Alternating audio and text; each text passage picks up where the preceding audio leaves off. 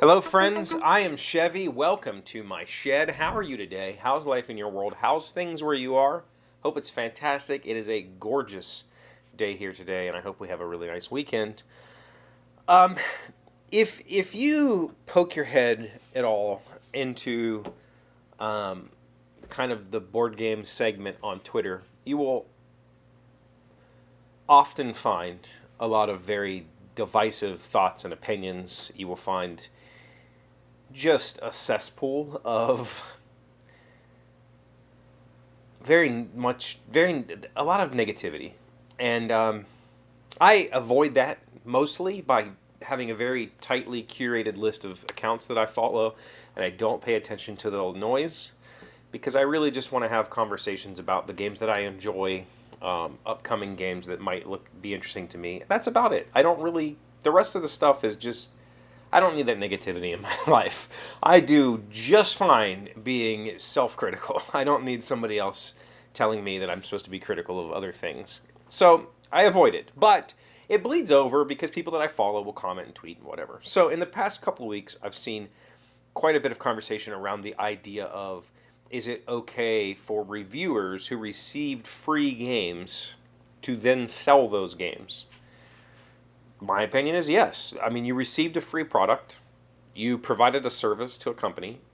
That product is now yours to do with what you feel fit. And if selling the game is a way to make a small amount of your effort back, awesome. Because let's be honest, there are the number of reviewers on your favorite platform that are making a living doing it. You could probably count that on a single hand. They're just not making anything from it's just it's a passion project, right? Same as this, right? This generates a couple $100 a year, maybe. I put no effort into it. Probably could make it make money if I wanted to, but I it's not what it's about. Anyway, that's not the whole point of this. Whole point of this is so that conversation happened, and then today I had a conversation with our friend Chris about games and whatnot, and he said something along the lines of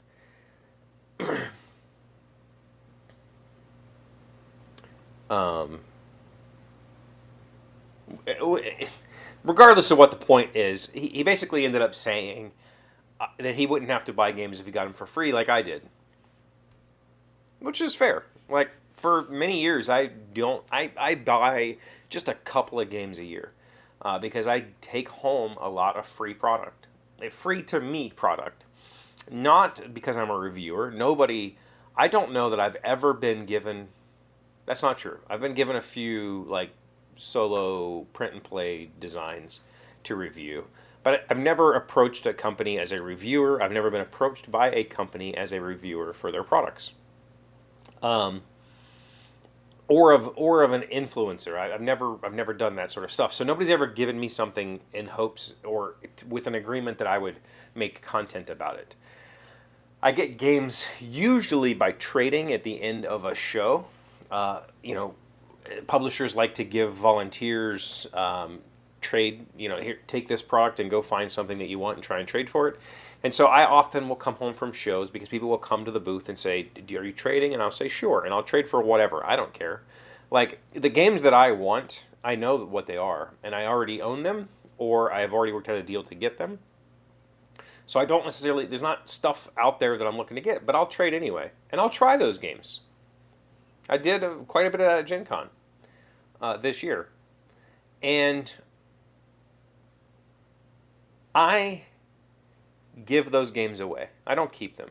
When I come back from a show with a stack of games, I maybe one of them will catch my attention. I will try them. I'll play them. They'll catch my attention, and then I take them to my library. We have a game night. I say, put them on a table and go, these are free for anybody who wants them, and they vanish. Or I'll put them on.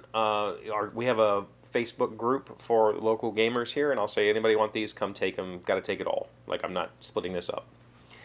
And they just go away. And it's not because I'm, it's not out of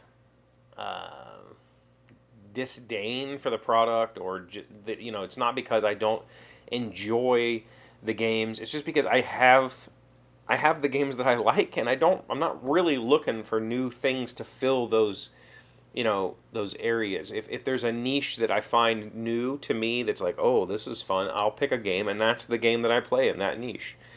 So I just give a lot of the stuff that I bring home away.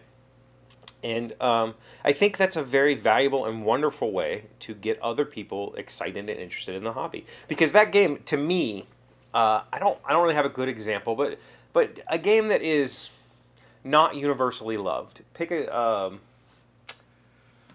God, I can't really think of anything off the top of my head. There are games those games when you go on BGG that are rated like 6s and 7s. They're not universally loved. They're not games that constantly hit the table. To somebody, those games are 9s and 10s. Like, those games that's the game they were looking for. And so I'll bring it home, I'll play it, I'll go, okay, that's not for me. Put it on the pile. It goes to somebody's home, and maybe they find joy. And maybe they didn't know that whatever that game is, deck builder, whatever, maybe they had no concept or no clue that that game was going to be as interesting as it is. And they try it, and they go, oh, wow, I really like that. And it becomes their new favorite thing. And you've just shared the joy. You've just shared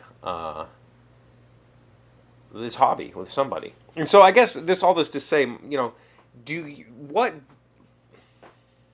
do you think is fair play when it comes to product that was free? Like, could I sell those games? Yeah, I could. I could put them on eBay and sell them.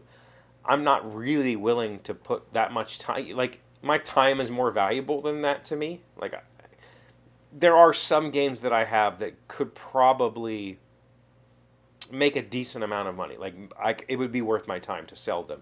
But I would rather just let them go. I'd rather just let somebody else enjoy it and not have to worry about, how much it costs. And if they don't like it and they want to throw it away, that's fine. Go for it. I don't care. I just don't want to throw it away because I want to give it its chance. What do you think is the right way, right? Because the alternative to a reviewer who is selling a game is they find somebody to give it to, which might be out of their, they're just not capable of doing that in the current environment. Or they put it into a collection that is exponentially growing and taking over their entire life, and it's games they'll never play because they have to play the next new thing next week.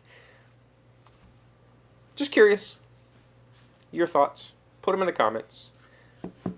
If you have questions you want answered, call me. There's a number at the end of this video. Leave me a voicemail. Thank you for being here as always. Thank you for liking, commenting, subscribing, being amazing friends and wonderful people.